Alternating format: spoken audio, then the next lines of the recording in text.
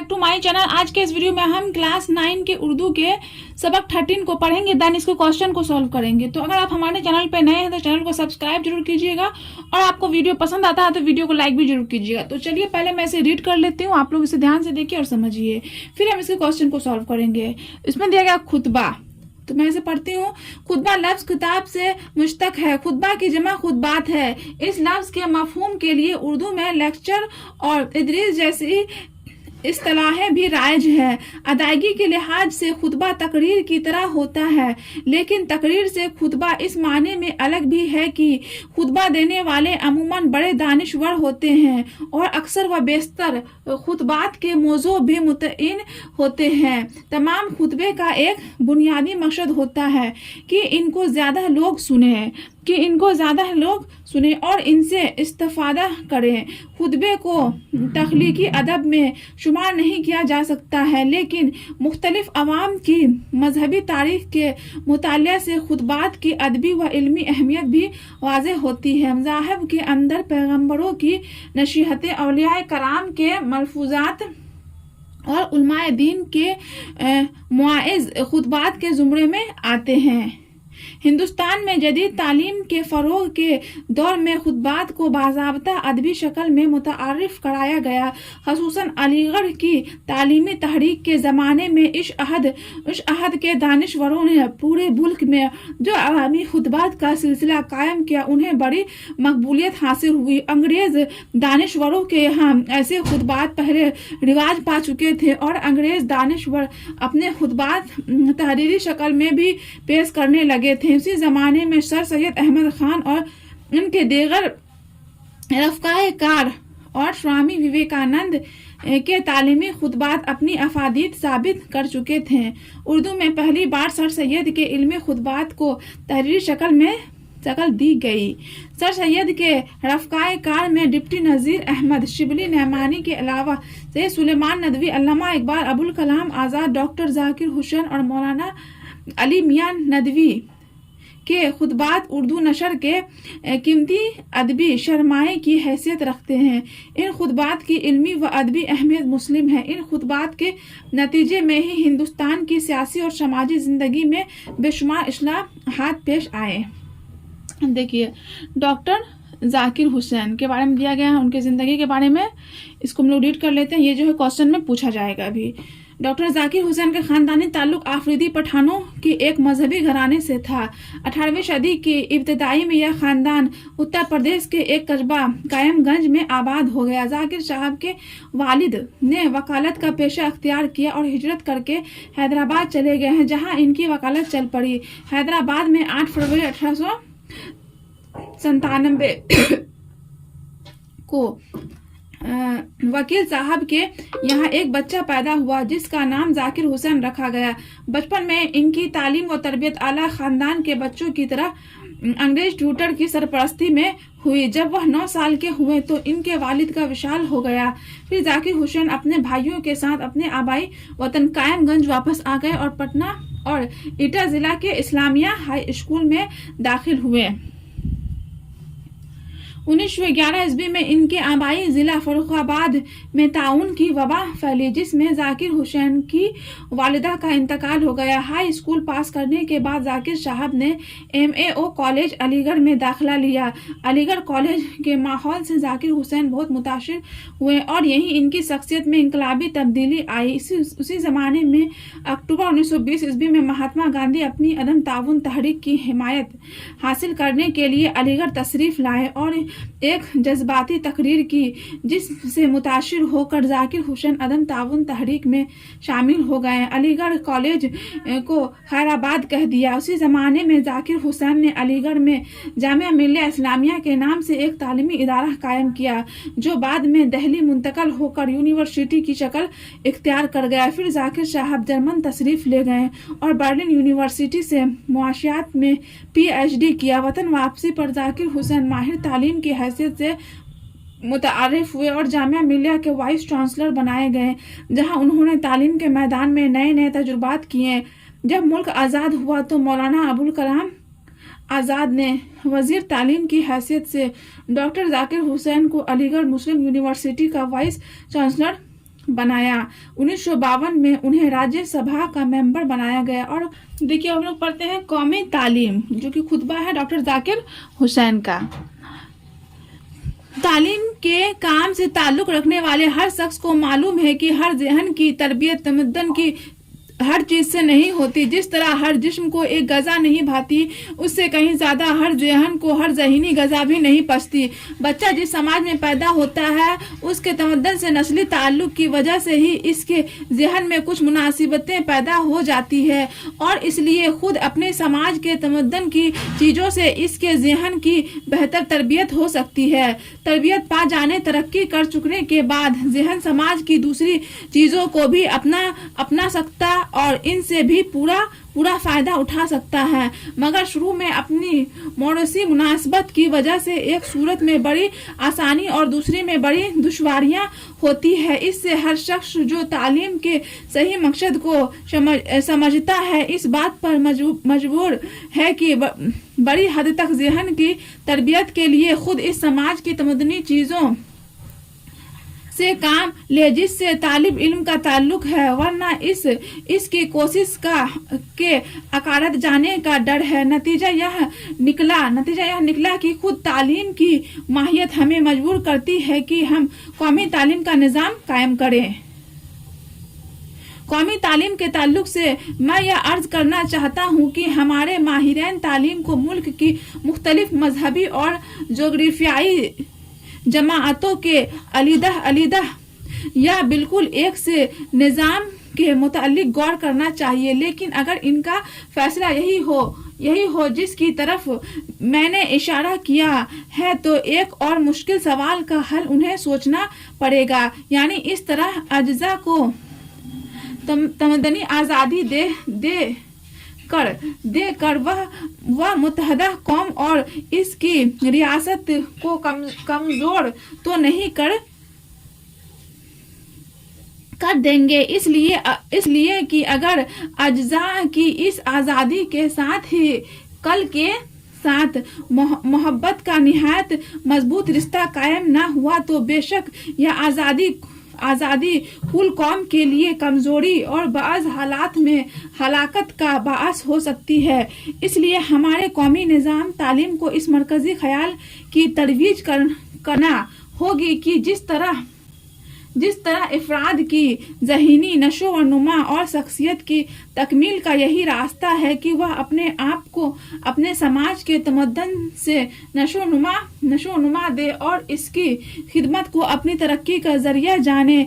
इस तरह हमारे बड़े हिंदुस्तानी समाज में जो जमाअतें और छोटे छोटे समाज हैं, इनमें भी यह अकीदा निहायत पुख्ता होना चाहिए कि वह भी बाहैसियत जमाअत इस वक्त पूरी तरक्की कर सकती है, जबकि बड़े समाज का अपने को खादिम जाने, इसकी भलाई में अपनी भलाई और इसकी बुराई में अपनी बुराई देखें। इस अकीदा का पैदा करना अगर सियासी निज़ाम की खूबी पर मुनहसर है, तो बहुत हद तक निज़ाम तालीम पर भी मबनी है।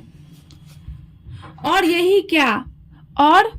यही क्या ऐसे बेशुमार सवाल हैं जिन पर हिंदुस्तान के बेहतरीन दिमागों को गौर करने की सख्त ज़रूरत है। मसलन अगर हमारा तालीमी निज़ाम हमारे हाथ में हो, तो उस वक्त भी क्या मदरसे सिर्फ किताबें पढ़ा देने के लिए कायम हुआ करेंगे, और इनका मकसद भी तंदुरुस्त अच्छे सच्चे आदमी पैदा करने की जगह चलते फिरते कुतुब खाना पैदा करना होगा, या मुख्तलिफ सलाहियत वालों के लिए मुख्तलिफ किस्म के मदरसे होंगे जिसमें इब्तदाई तालीम के बाद बच्चे भेजे जा सकेंगे और अपने खास ज़हनी रुझान के मुताबिक तालीम पाएंगे। क्या उस वक्त भी मदरसों को बस इससे सरोकार होगा कि इल्म सिखा दिया, लेकिन इल्म के बढ़तने और सीरत पर असर अंदाज होने का कोई सामान न होगा? क्या इस वक्त भी हमारा इंसाफ ऐसा ही चू का मुरब्बा होगा जैसा कि अब है? क्या उस वक्त भी पेशा और आम तालीम को बिल्कुल अलग अलग रखा जाएगा, या पेशा की तालीम का ऐसा इंतज़ाम हो सकेगा कि वही आम तालीम की मजबूत बुनियाद साबित हो? गर्ज यह और इन जैसे अनगिनत मसाइल है जिनका जिक्र करके मैं आपका वक्त ज़ाया नहीं करना चाहता। इतना भी सिर्फ इसलिए जिक्र किया कि यहाँ एक बड़े कौमी विद्यापीठ के कारकुन जमा है। उन्हें इस तरफ तवज्जो दिलाने से शायद इस बात का मौका मिल सके कि हमारे तालीमी काम करने वाले इन मसलों पर गौर करें और अपनी तहकीक के नतायज को कौमी तालीम के किसी इदारे की तरफ से शाया कर सके, ताकि होते होते सबके सोच विचार से कौमी तालीम का एक सही प्रोग्राम तो तैयार हो जाए। और अगर कल निज़ाम को नामुवाफिक हालात की वजह से राइज ना किया जा सके तो कम से कम इब्तदाई तालीम के मसला को तय करने के बाद नमूना के मदरसे कायम किए जाएं और कम से कम तालीम की इस बुनियादी मंजिल को म्यूनिसिपल और डिस्ट्रिक्ट बोर्डों ही के जरिए दुरुस्त करने की तदबीर की जाए। कौमी तालीम के इसी सोच ने हमारी कौम में बड़ी बेदारी पैदा की है और कौमी जिंदगी के मुख्तलिफ शोबों ने इससे बहुत कुछ फायदा उठाया है। मगर मैं समझता हूँ कि जब इस बेदारी की तारीख लिखी जाएगी तो उस जमाने में कौमी तालीम गाहों का कयाम हमारी कौमी जिंदगी के लिए शायद सबसे ज्यादा अहम वाक़या तस्लीम किया जाएगा।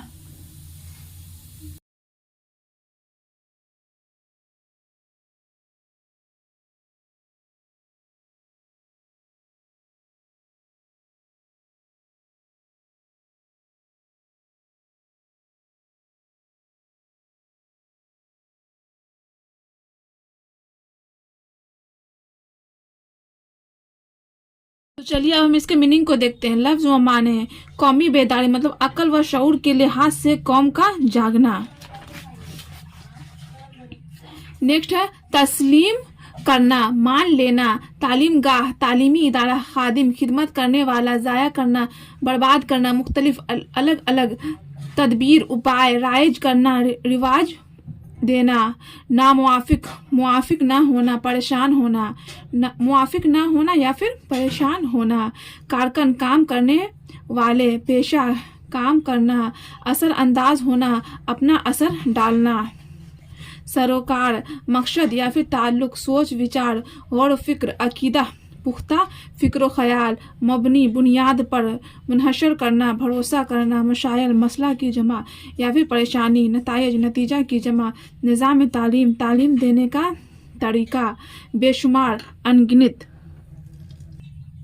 अब हम इसको क्वेश्चन को देखते हैं। आप बताइए डॉक्टर जाकिर हुसैन का ताल्लुक किस घराने से था? जवाब हो जाएगा डॉक्टर जाकिर हुसैन का ताल्लुक आफरीदी पठान के मजहबी घराने से था। डॉक्टर जाकिर हुसैन के वालिद किस पेशे से ताल्लुक रखते थे? जवाब हो जाएगा डॉक्टर जाकिर हुसैन के वालिद वकालत के पेशे से ताल्लुक रखते थे। क्वेश्चन नंबर 3 है डॉक्टर जाकिर हुसैन की पैदाइश कब और कहाँ हुई?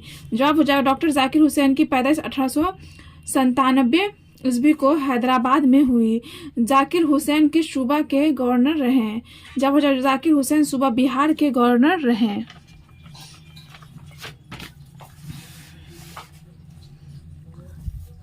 5 में है डॉक्टर जाकिर हुसैन इंतकाल के वक्त किस ओहदे पर फाइज थे? जवाब हो जाएगा डॉक्टर जाकिर हुसैन इंतकाल के वक्त सदर जमहूरिया हिंद के ओहदा पर फाइज थे। जाकिर हुसैन का इंतकाल कब हुआ? जाकिर हुसैन का इंतकाल 1969 ईस्वी को हुआ। अब देखिए मुख्तसर गुफ्तगू में है question number 1 doctor Zakir Hussain का मुख्तसर खानदानी पस मंजर बयान कीजिए। जवाब हो जाएगा डॉक्टर जाकिर हुसैन का खानदानी पस मंजर आफरीदी पठानों का था। वह आफरीदी पठान के एक मजहबी घराने से ताल्लुक़ रखते थे।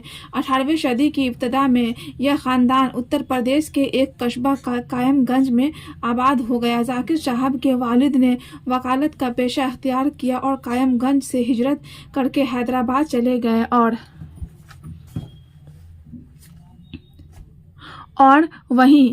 اور وہیں وکالت کا پیشہ شروع کیا، جہاں ان کی وکالت چل پڑی۔ حیدرآباد میں ہی 8 فروری 1897 کو وکیل صاحب کے یہاں ایک بچہ پیدا ہوا جس کا نام ذاکر حسین رکھا گیا۔ بچپن میں ان کی تعلیم و تربیت اعلیٰ خاندان کے بچوں کی طرح ہوئی۔ جب وہ 9 سال کے ہوئے تو ان کے والد کا وصال ہو گیا۔ پھر ذاکر حسین اپنے بھائیوں کے ساتھ اپنے آبائی وطن قائم گنج واپس آئے اور ایٹا ضلع کے اسلامیہ ہائی اسکول میں داخل ہوئے۔ کوشچن نمبر 2 ہے، قومی تعلیم کے موضوع پر 5 جملے لکھیے۔ جواب ہو جائے گا، ہر شخص جو تعلیم کے صحیح مقصد کو سمجھتا ہے وہ اس بات پر مجبور ہے کہ بڑی حد تک ذہن کی تربیت کے لیے خود اس سماج کی تمدنی چیزوں سے کام لیا جائے جس سے طالب علم کا تعلق ہے، ورنہ اس کی ہر کوشش ضائع ہو جائے گی۔ تعلیم کی ماہیت خود ہمیں مجبور کرتی ہے کہ ہم قومی تعلیم کا نظام قائم کریں۔ اسی لیے ہمارے قومی نظام تعلیم کو اس مرکزی خیال کی ترویج کرنی ہوگی جس طرح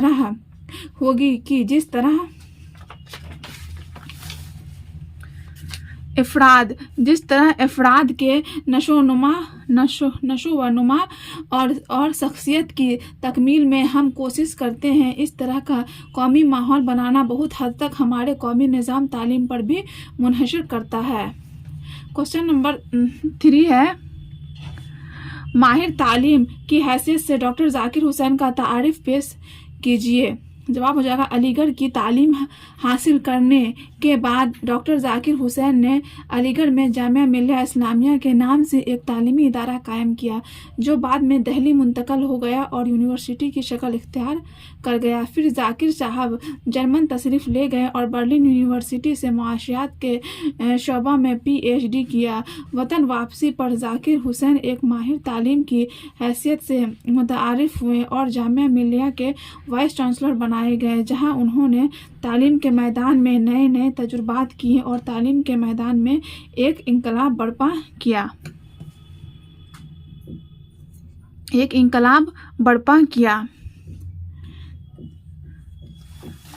دیکھیے اب نیکسٹ ہے آپ کا تفصیلی گفتگو میں قومی تعلیم کے موضوع پر ایک مضمون سپرد قلم کیجیے۔ تو اس کا جواب ہو جائے گا، قومی تعلیم سے مراد ایسا نظام تعلیم بنانا ہے جو ملک کے تمام باشندوں کے لیے قابل قبول ہو، جس نظام تعلیم میں ملک کے تمام فرقوں، مذہب اور مادری زبانوں کی رعایت کی گئی ہو۔ آزادی کے بعد ہندوستان میں پہلی بار ڈاکٹر ذاکر حسین صدر جمہوریہ ہند نے قومی نظام کا تصور پیش کیا تھا، جس طرح ہر جسم کو ایک غذا نہیں بھاتی، اس سے کہیں زیادہ ہر ذہن کو ایک ذہنی غذا بھی نہیں پچتی۔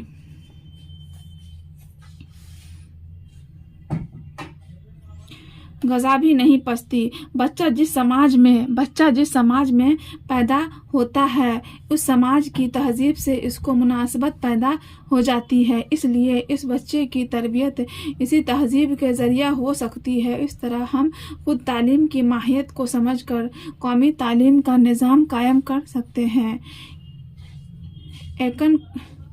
لیکن قومی تعلیم کے نظام کو بنانے سے پہلے ہمارے ماہرین تعلیم کو ملک کی مختلف مذہبی اور قومی نظام تعلیم کو اس مرکزی خیال کی ترویج کرنا چاہیے کہ جس طرح لوگوں کی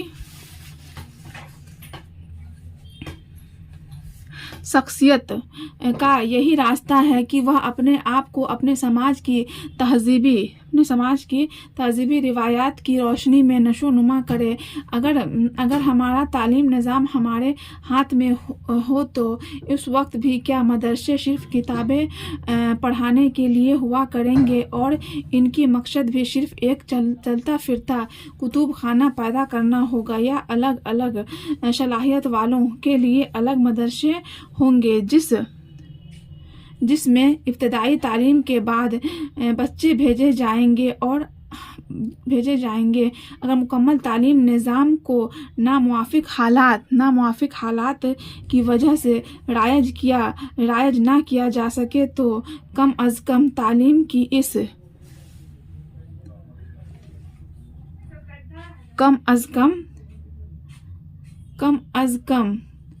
तालीम की इस बुनियादी मंजिल को डिस्ट्रिक्ट बोर्डों ही के ज़रिया दुरुस्त करने की तदबीर की जाए।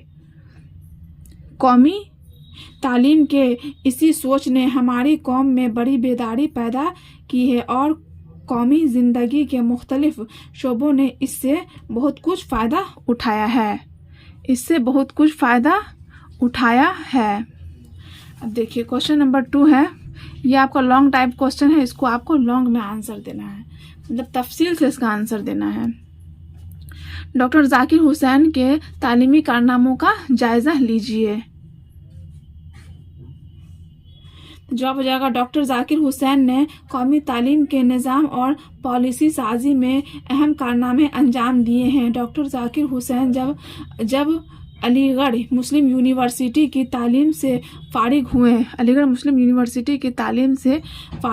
और महात्मा गांधी के अदम ताउन तहरीक में शामिल होकर सियासत में हिस्सा लिया तो उन्हें अंग्रेज़ों के तालीमी निज़ाम को करीब से देखने का मौका मिला, जिसमें हिंदुस्तानियों के लिए कोई जगह नहीं थी। इन हालातों से सबक हासिल करके डॉक्टर जाकिर हुसैन ने अलीगढ़ में जामिया मिल्लिया इस्लामिया के नाम से एक तालीमी इदारा कायम किया।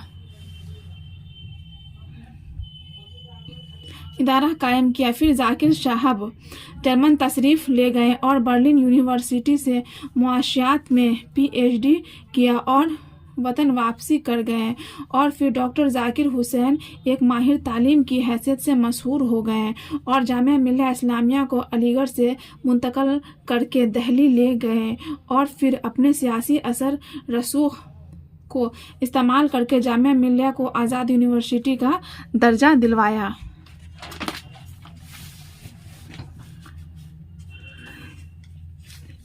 इस कोशिश के नतीजे में जाकिर हुसैन को जामिया मिल्लिया का वाइस चांसलर बनाया गया। उसी ज़माने में डॉक्टर जाकिर हुसैन ने कौमी तालीम निज़ाम का तस्वीर पहली बार हिंदुस्तान में पेश किया। जब 1947 ईस्वी में मुल्क आज़ाद हो गया तो मौलाना अबुल कलाम आज़ाद ने वज़ीर तालीम हुकूमत हिंद की हैसियत से जाकिर हुसैन के तालीमी कारनामों के एतराफ़ में उन्हें अलीगढ़ मुस्लिम यूनिवर्सिटी का वाइस चांसलर बनाया। क्वेश्चन नंबर 3 है, डॉक्टर जाकिर हुसैन की शख्सियत पर रोशनी डालिए।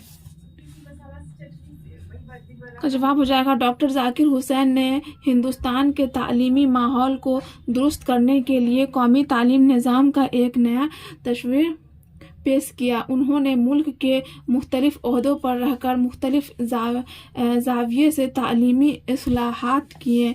डॉक्टर जाकिर हुसैन हैदराबाद जैसे तारीख़ी शहर में एक तालीम याफ्ता घराने में 1897 ईस्वी में पैदा हुए। आप बचपन से ही आला ज़हानत और खुदादाद सलाहियत के मालिक थे। बचपन में ही इनके तालीम व तरबियत आला ख़ानदान के बच्चों की तरह अंग्रेज़ ट्यूटर की सरपरस्ती में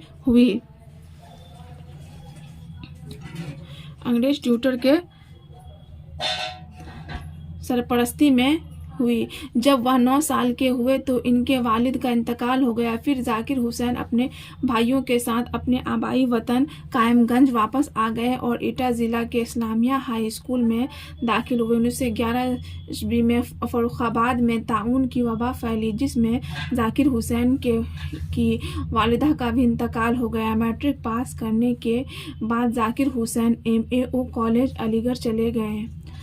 अलीगढ़ कॉलेज के तालीमी माहौल से जाकिर हुसैन बहुत मुतासिर हुए और यहीं इनकी शख्सियत में इनकलाबी तब्दीली आई और ज़हन में तालीम का एक नया खाका उभरा।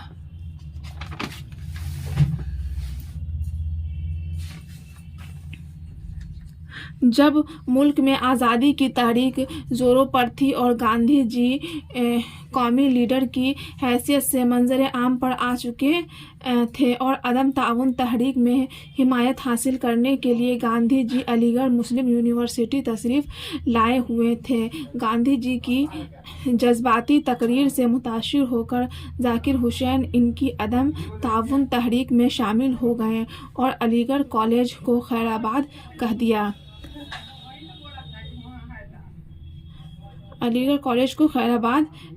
اور علی گڑھ میں جامعہ ملیہ اسلامیہ کے نام سے ایک تعلیمی ادارہ قائم کیا، جو بعد میں دہلی منتقل ہو کر جامعہ ملیہ یونیورسٹی کی شکل اختیار کر گیا۔ پھر ڈاکٹر صاحب جرمن تشریف لے گئے اور برلن یونیورسٹی سے معاشیات میں PhD کیا اور وطن واپس آنے پر جامعہ ملیہ کے وائس چانسلر بنائے گئے۔ ڈاکٹر ذاکر حسین کے ان تعلیمی تجربات کا اعتراف کرتے ہوئے مولانا آزاد نے انہیں علی گڑھ یونیورسٹی کا بھی وائس چانسلر بنایا، پھر صوبہ بہار کے گورنر بنائے گئے۔